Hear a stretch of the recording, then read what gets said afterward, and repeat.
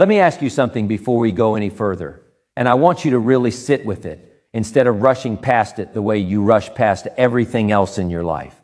When was the last time you were completely unapologetically real with another human being, without editing yourself, without softening the truth, without performing a version of yourself that you thought people wanted to see?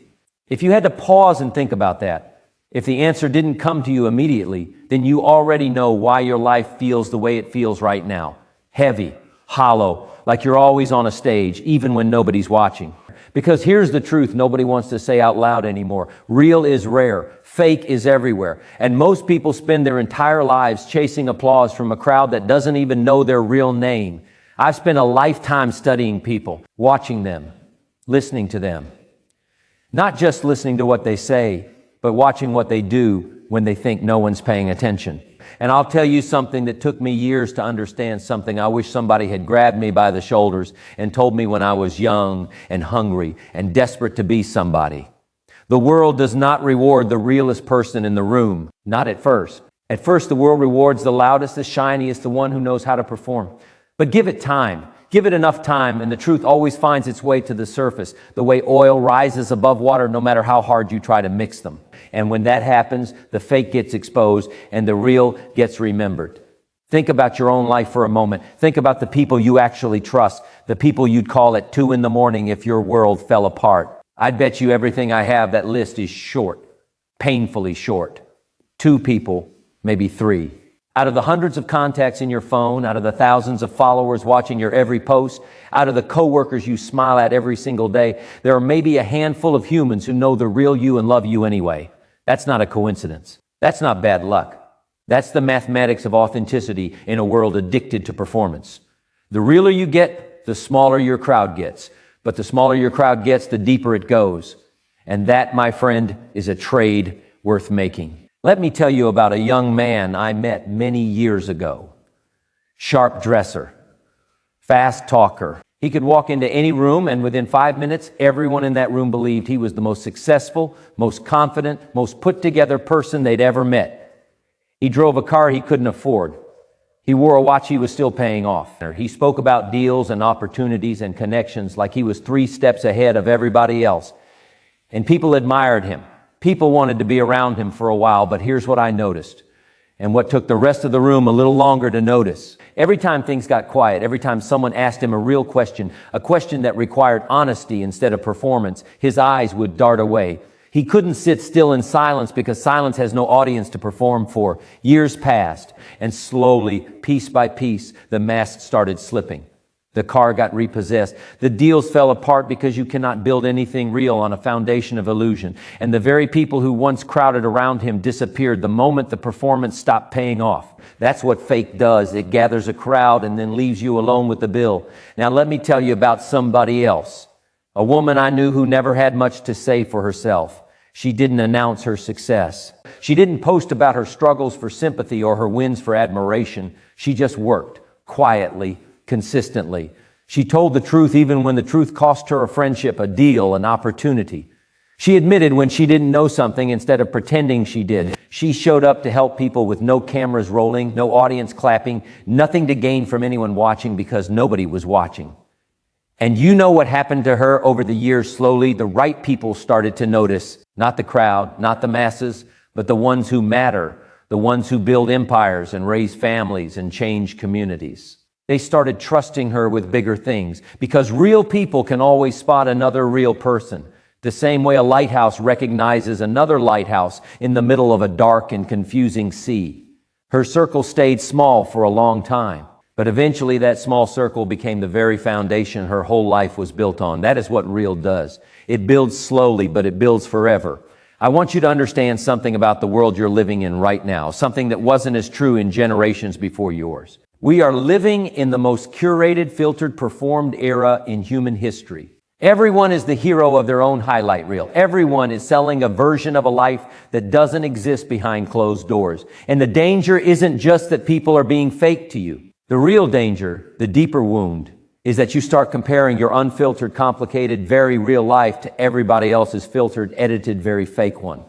You look at your mess and you look at their curated perfection. And you walk away feeling like you're the only one struggling, the only one behind, the only one who hasn't figured it out yet. But I promise you, behind almost every polished image is a person just as lost, just as scared, just as uncertain as you are. They've just learned how to package their chaos better than you have. And chasing that illusion, trying to keep up with a performance instead of pursuing a purpose, will hollow you out faster than any failure ever could. Here's what I've learned about fake, and I want you to write this down somewhere you'll see it again. Fake is loud because it has to be. Fake needs validation like a fire needs oxygen. It needs the likes, the compliments, the applause, the attention, because without that external fuel, it collapses in on itself. It has no internal fire of its own. But real doesn't need an audience. Real can sit alone in a quiet room and still feel whole. Real can fail in front of nobody and still get back up in the morning. Real doesn't perform confidence, it simply carries it quietly, like a weight it is learned to hold with steady hands. And that is the first sign you need to look for in others and in yourself. Does this person, does this version of me need to be watched in order to feel valuable? Or can it stand alone in silence and still know its own worth? Let's talk about work for a moment, because this is where I've seen this principle proven over and over again across decades of watching people build businesses, build careers, build lives. Fake work looks impressive on the outside. It's the person who's always busy, always stressed, always talking about how much they have going on, but somehow never actually finishing anything of substance. It's the show of effort without the depth of effort. Real work is different. Real work is often invisible. It's the early mornings nobody claps for. It's the 10th attempt after 9 failures with no one there to witness it. It's showing up on the days you don't feel like it, doing the unglamorous, unphotographed, unappreciated tasks that actually move the needle. I have never, not once in my life, seen someone build something lasting purely on performance. Performance might get you noticed, but only real work, real discipline, real consistency gets you somewhere worth being. I remember a man who worked for years in a small hardware store, sweeping floors, stacking shelves, doing the kind of work most people consider beneath them. He never complained about it. He never performed misery for sympathy. And he never performed enthusiasm he didn't feel just to look good for the boss. He simply did the work in front of him, fully, honestly, the way a real man does work, whether someone's watching or not. Years later, when the owner retired, guess who he trusted with the keys to that store? Not the loudest employee, not the one who talked the biggest game in the break room. He trusted the one who had been quietly, consistently real for years, because real is the only thing that survives long enough to earn that kind of trust. The lesson in that is simple, but it will change how you see your own daily grind. Nobody is applauding you for showing up honestly today. That's exactly why it matters. The things that build a real life rarely come with applause attached.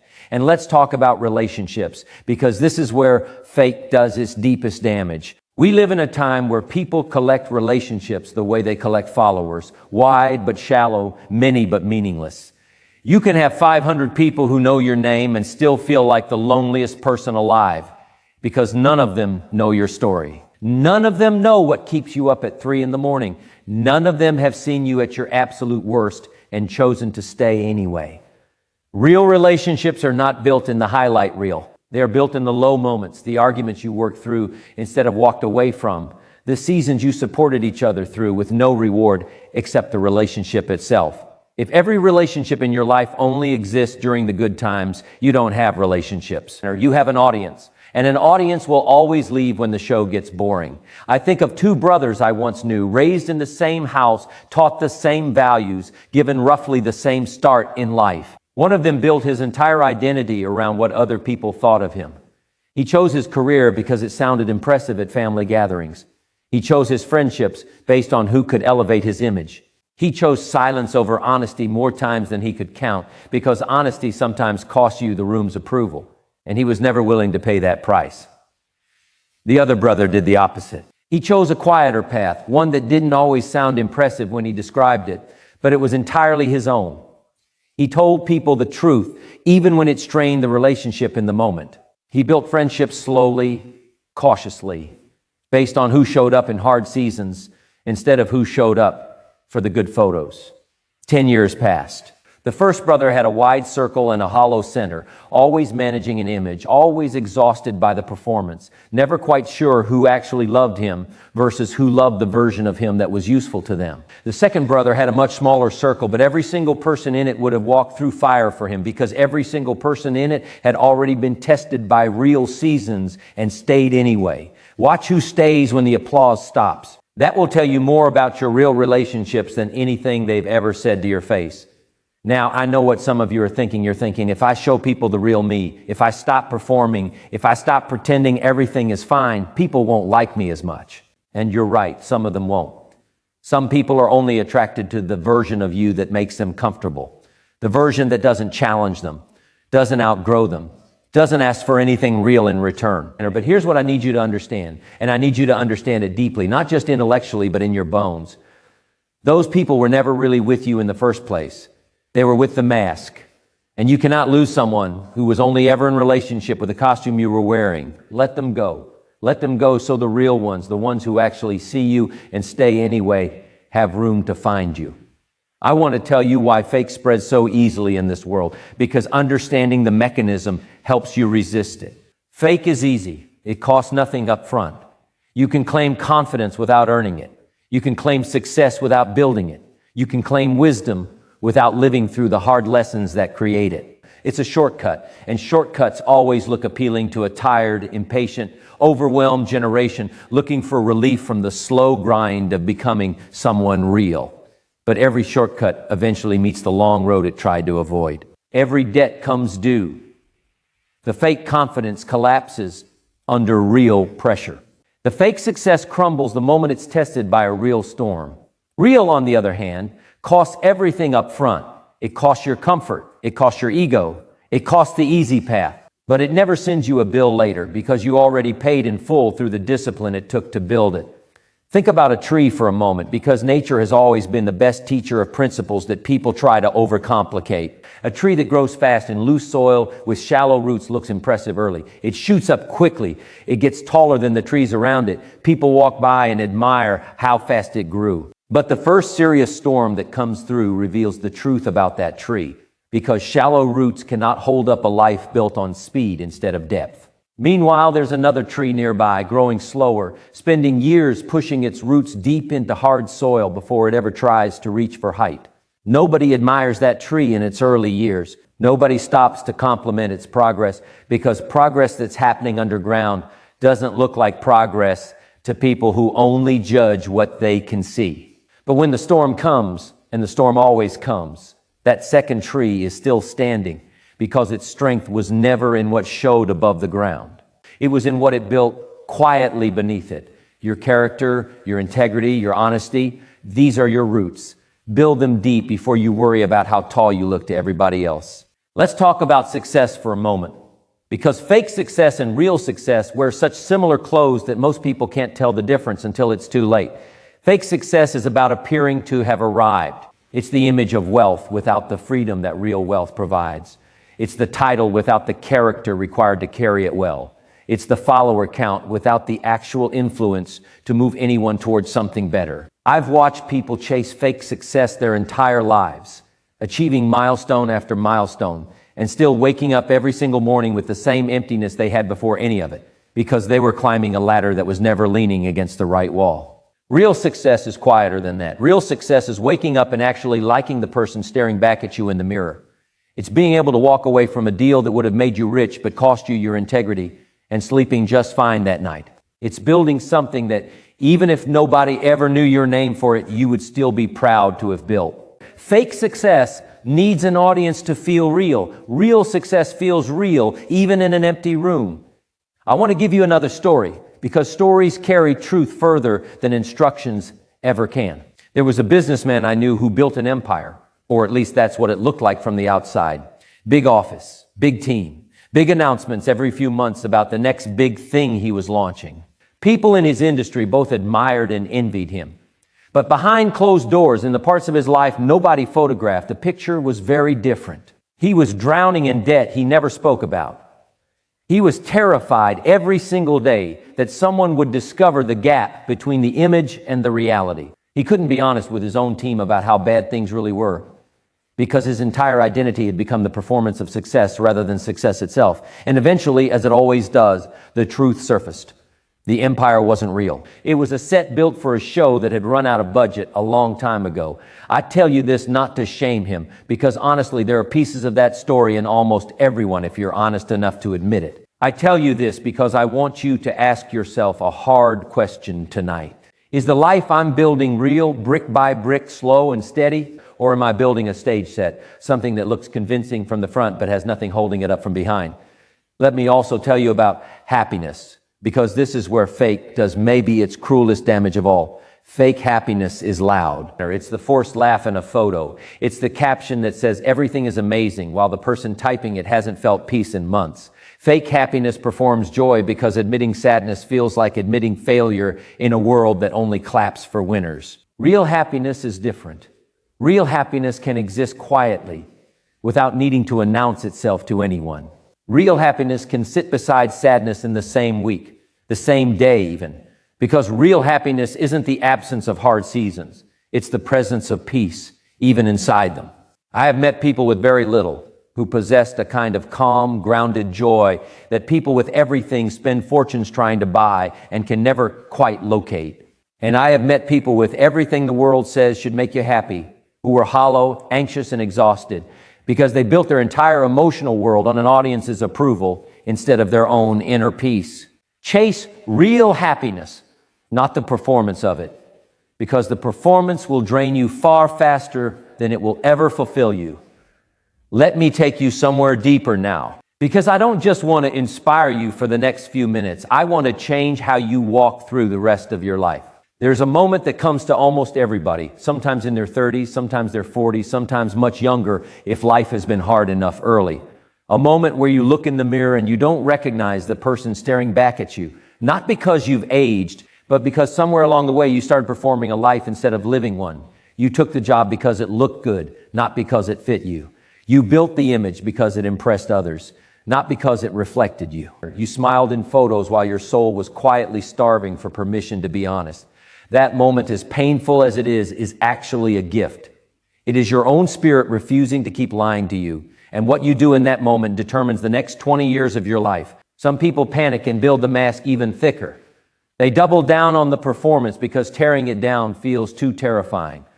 But some people, the rare ones, the ones this message is really for, they stop. Or they sit in the discomfort and they start piece by piece tearing the performance down and rebuilding a life on the foundation of who they actually are. I want you to understand that becoming real is not a single decision. It is not a switch you flip once and you're done forever. It is a daily choice, sometimes an hourly choice, made in small moments most people never notice. It's choosing to say, I don't know, instead of pretending to have the answer. It's choosing to admit the business failed instead of pretending it's thriving. It's choosing to tell your friend the truth even when a comfortable lie would keep the peace a little longer.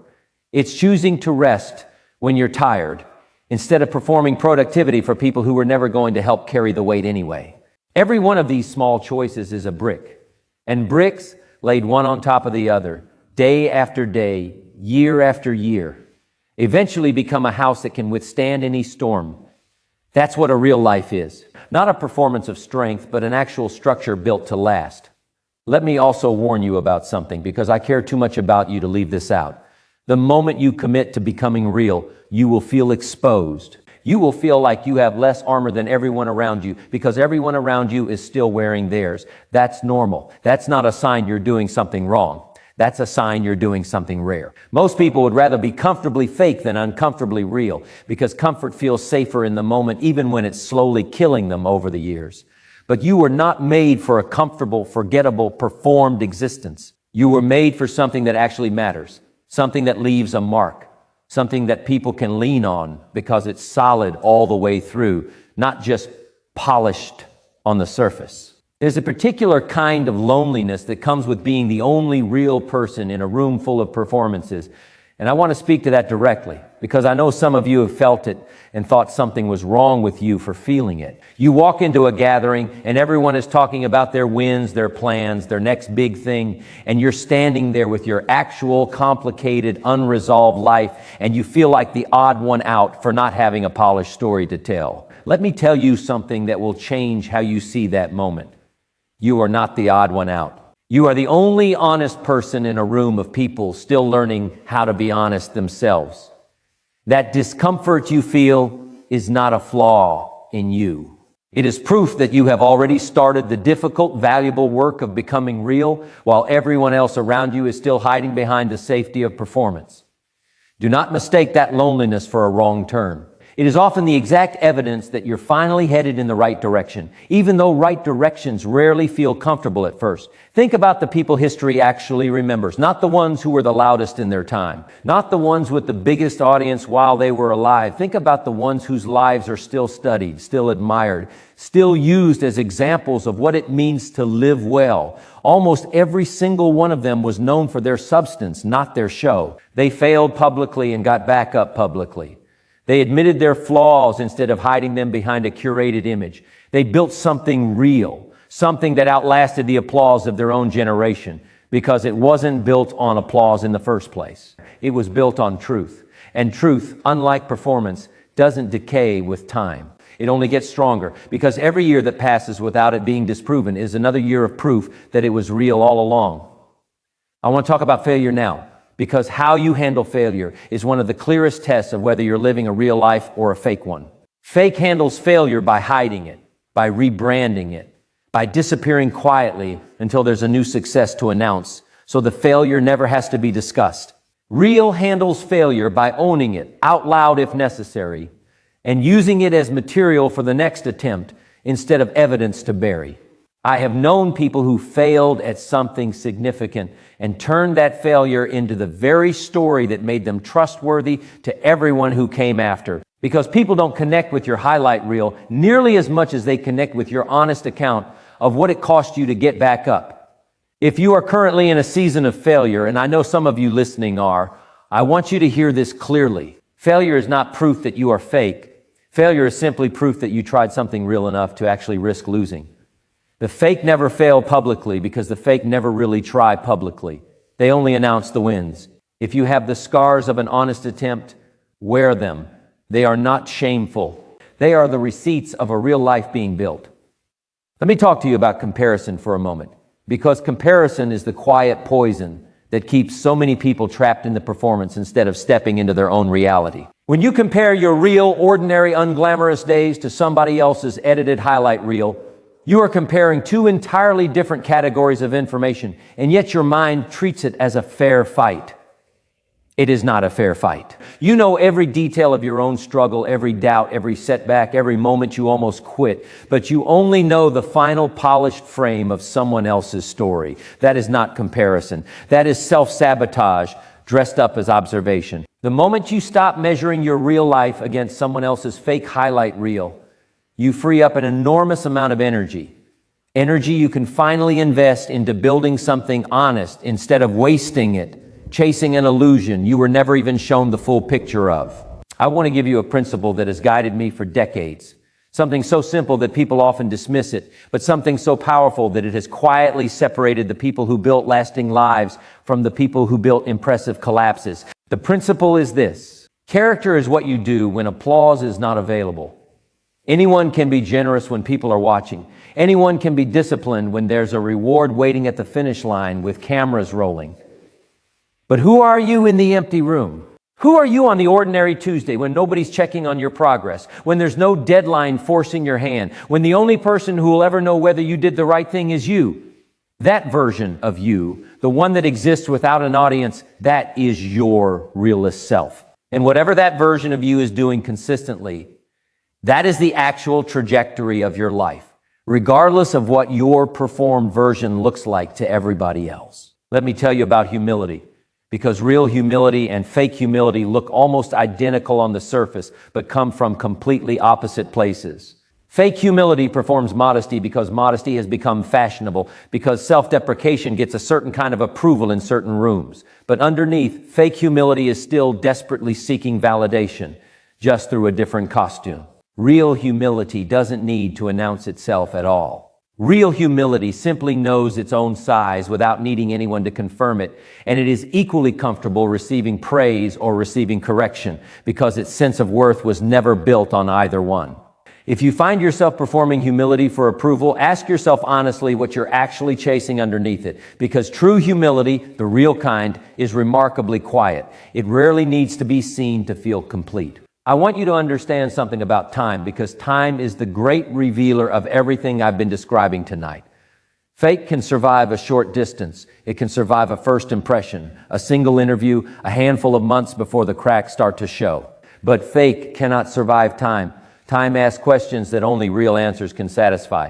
Time asks, will you still show up when it's inconvenient? Time asks, will you still tell the truth when a lie would be easier? Or time asks, will you still be the same person in private that you claim to be in public? Fake fails these questions eventually, always, because performance requires constant maintenance, and eventually the performer runs out of energy to keep the show running. Real, on the other hand, gets stronger with time, because real was never a performance in the first place. It was simply who the person actually is, and who you actually are doesn't get tired the way a costume does. I think about integrity often, and I want to define it in a way that goes beyond the dictionary version most people have heard 1,000 times. Integrity is not just honesty. Integrity is wholeness. It's the state of being the same person across every room you walk into, the same person with your family that you are with your coworkers, the same person online that you are offline, the same person when you're being watched that you are when you're completely alone. Most people are fractured into several different versions of themselves, managing each version carefully depending on the audience in front of them. That fracturing is exhausting, even if you've never named it as exhausting, because it takes enormous energy to remember which version of yourself you're supposed to be performing in each room. Integrity removes that exhaustion entirely, because when you are the same person everywhere, you never have to manage the gap between who you are and who you're pretending to be. That alone, that single shift, will give you back more energy than any productivity system or motivational trick you've ever tried. Let me speak now to those of you who feel like being real has cost you opportunities, cost you relationships, cost you rooms you used to be welcomed into. I understand that pain, and I won't pretend it isn't real. There is a cost to authenticity in a world that often rewards performance faster than it rewards truth. But I want you to consider the alternative cost, the one that's harder to see because it doesn't show up immediately. The cost of staying fake is your own soul, slowly, quietly, over years, until one day you wake up successful by every external measure and completely unrecognizable to yourself. That cost doesn't announce itself with a single painful moment. It arrives slowly, like a fog rolling in, until you can't quite remember what you actually believe versus what you've simply been performing for so long that it started to feel true. Compare that slow erosion of self to the sharper, more immediate cost of losing a room, a relationship, an opportunity because you chose truth. The second cost hurts more in the moment. The first cost hurts more for the rest of your life. Here's the discipline I want to leave you with, because inspiration without discipline fades by tomorrow morning. But discipline paired with truth builds a different life entirely. Every single day, ask yourself one honest question before you go to sleep. Where was I real today, and where was I performing? Don't punish yourself for the performing. Everyone performs sometimes. That's part of being human in a complicated world. But notice it. Name it. Because awareness is the beginning of change, and change is the beginning of a life that finally feels like it belongs to you instead of an audience you were trying to please. And build your circle with intention. Stop collecting people and start choosing them. A handful of real relationships will do more for your life than 1,000 shallow ones ever could. Protect the people who tell you the truth, even when it's inconvenient. Protect the people who loved you before you had anything to offer them. Protect the people who show up quietly, without needing credit, without needing an audience. Those people are rarer than gold in this world. And if you have even one or two of them in your life, you are wealthier than most people will ever be, no matter what their bank account says. Do your work in the dark sometimes. Let some of your effort go unseen, unphotographed, unapplauded. Let the discipline itself be the reward instead of always needing recognition to keep going. Because the moment you can work hard with no one watching, you've built a kind of strength that fake people can never touch, because their strength was always borrowed from an audience that could leave at any moment. Speak the truth even when your voice shakes while you're saying it. There will be moments where the honest answer is harder to give than the comfortable lie. Moments where telling someone the real state of things risks the relationship, the deal, the reputation you've worked to build. Say it anyway. A relationship, a deal, or a reputation that can only survive on comfortable lies was never sturdy enough to keep in the first place. What survives honesty is the only thing worth protecting, because it's the only thing that was ever actually real. And finally, give yourself permission to be a work in progress out loud. You don't have to pretend you have it all figured out. You don't have to perform a finished version of yourself while you're still under construction. The bravest thing you can do in a world addicted to illusion is to simply be honestly, imperfectly, unapologetically real, and trust that the right people will be drawn to that honesty even as the wrong people walk away from it. I want to close with something I've come to believe more deeply with every passing year of my life. The world does not actually need more impressive people. It has plenty of those already, and most of them are quietly exhausted behind the image they built. What the world desperately needs, what your own family needs, what your own community needs, is more real people. People who tell the truth even when it's costly. People who work hard even when nobody's counting. People who show up as themselves instead of a curated version designed for approval. That kind of person is rarer than talent, rarer than intelligence, rarer than charisma, because all of those things can be faked to some degree, but realness cannot be faked for long. It either is or it isn't, and time will always tell you which one it was. So let me leave you with this. The world will keep manufacturing fake at a pace you cannot compete with. There will always be a louder voice, a shinier image, a more polished performance than yours. Let them have it. That was never the race you were meant to win. Your race, the only one that actually matters, is the quiet, difficult, deeply rewarding journey of becoming real. Real in your work, real in your relationships, real in your struggles and your victories alike. Because fake might fill a room for a season, but real builds a legacy that outlives every single performance the world ever applauded. Choose real, even when it's lonely, even when it's hard, even when nobody's clapping. Because in the end, it's the only thing that was ever actually worth building. And if you take nothing else from the time we've spent together tonight, take this. Somewhere underneath the layers you've built to survive, there is a real version of you waiting patiently to be lived out loud. Go and live it. Starting today. Starting with the very next choice you make.